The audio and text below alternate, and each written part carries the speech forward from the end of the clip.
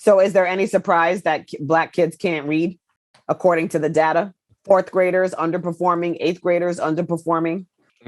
And yet there are tons of intelligent, savvy, visionary, Black, Latino, Southeast Asian, LGBT students of color in all these schools that are not getting funding, and they're just underdeveloped brains.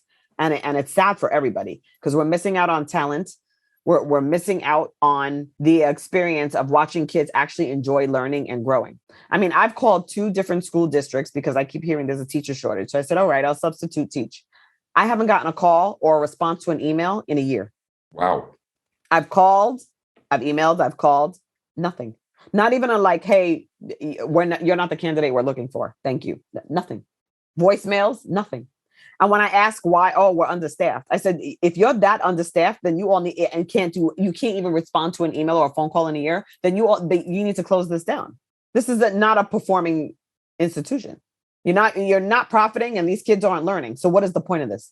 I mean, I've never met a kid who didn't want to learn, but I meet kids who don't want to learn under these circumstances because it doesn't look like we care about their learning when they're dealing with what they're dealing with.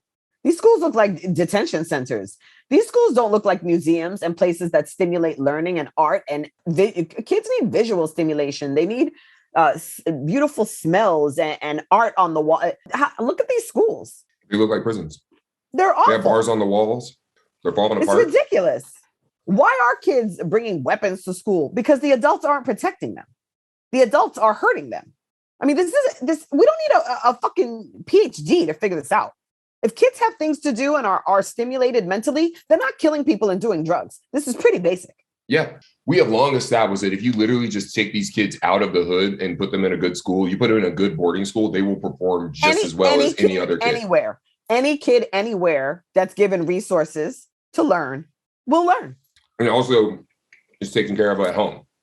It's like a boarding school element. Your basic needs are taken care of and you're not being abused. You're getting Why would you 3 not meals learn? a day.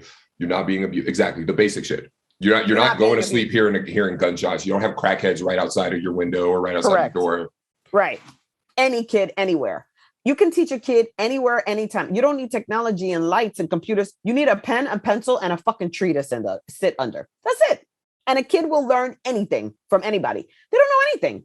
That's why kids are always so fascinated with, up to like 3rd, 4th grade. What do kids do? They want to do everything you do, everything. They want to join you everywhere because everything is so interesting to them. How is it that they get inside those 4 walls of a school and suddenly lose interest in all that, which comes to them naturally? Because adults suck. This is not complicated.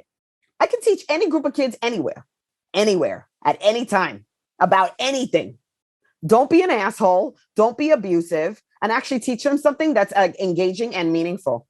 Why would a kid start beating up a teacher for that? And look like you give a fuck. And look like you give a shit.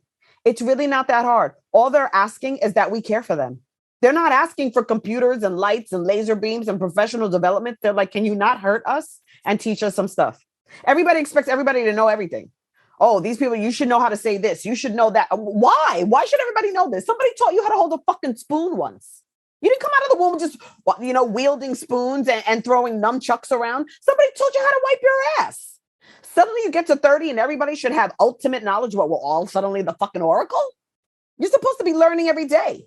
Everybody comes in. People come into a new job. Oh, you don't know how to do this. You don't know how to do that. Oh, they come into a school. Oh, you don't know how to write an essay. You don't know. If I wasn't taught, no. How am I supposed to learn this shit telepathically? What am I, Neo from the Matrix? Am I supposed to just like lean back and plug something into my fucking brain? Oh, now I can swing. Now I can fight you with a sword. I need to be taught. I thought this was something basic. Used to be. It used to be. Nobody wants to teach anybody anything and nobody wants to learn anything. What are you supposed to do in a society like that? Self-destruct. There's nothing left to do. And nobody wants to pay these teachers. Every other country has figured this shit out. Every other westernized country has figured this out. Pay teachers very well. Make teaching a sexy job. Make teaching something that the best and brightest want to go and do. Right. Give them the same types of bonuses that investment bankers get. Thank you. But we don't care. And kids know it. And then we're mystified that they act like assholes when they get to school. What about this place makes you think, I think you give a shit? Mm-hmm. I mean, we got schools that have no water, no heat, and there's lead in the walls. This is you giving a shit about us? And then you're all going to leave here and you're going to go to church and you're going to pray for an hour. I can't. Mm. And talk about how you're anti-abortion and you're a Christian and you love Jesus. And yet you walk into a building like this every day and this doesn't bother you? Not at all. What Jesus are you praying to? Because the one I read about sounds like a pretty cool fucking guy. And you sound like an asshole. So is there a different interpretation of the Jesus I read about? Oh, well, you know, they got the new King James Jesus was actually, you know, agreed with all of my politics version. Oh, okay, right. Okay. You know, I love how people get to shape. That's the thing about a mythical, you know, man who came and died for your sins and all this shit. You know, you can shape him to be whatever you want it to be that's convenient for you. So, you know, he said all of these things about love one each other and love one another and be peaceful and all this shit. But like, you could totally use him to justify a war, justify abuse, justify, you know, all whatever the fuck is convenient for you. Right. I mean, people use Jesus to justify all kinds of things. Yeah. He's the most convenient scapegoat for anything. Just, well, you know, something God wills it. Right. And I don't recall, and yet I don't recall him ever once igniting a war. Not at all. Nor raping the children, nor starting a sex cult, nor collecting money.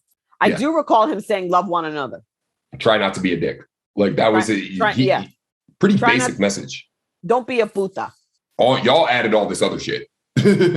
You added all this other shit. And by the way, I never said that. Yeah.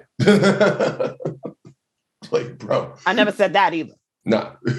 I said love one another. I didn't say love one another unless they're Muslim, Republican, gay, a furry. I just said love one another and I left it at that because I didn't want to give y'all too much. So I thought I kept it simple.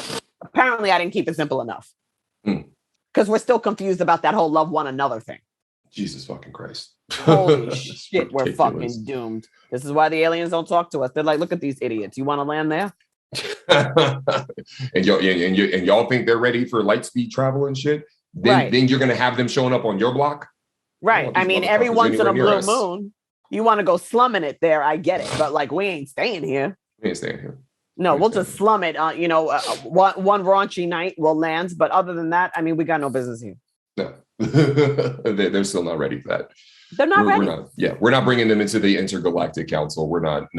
No, we got neo-Nazis marching over here, and then we got another set of white people over here kneeling for forgiveness in front of black people wearing dashikis. Can we find the balance? Let's find the middle grounds. We don't need you humming the Lion King, and we don't need you running around in Hawaiian shorts with like fire torches. We just kind of need you all to find the middle. We get it. You don't like us? No problem. We get it. You want to like us and be around us, then you can join us at the next barbecue. How about we just keep it very basic? Yeah. You leave the tiki torches at home and stop doing the Nazi salute. Thank you very much. Y'all don't have to use the tikis and throw up a fist and do a kneel. You don't need to kneel and apologize. The crying.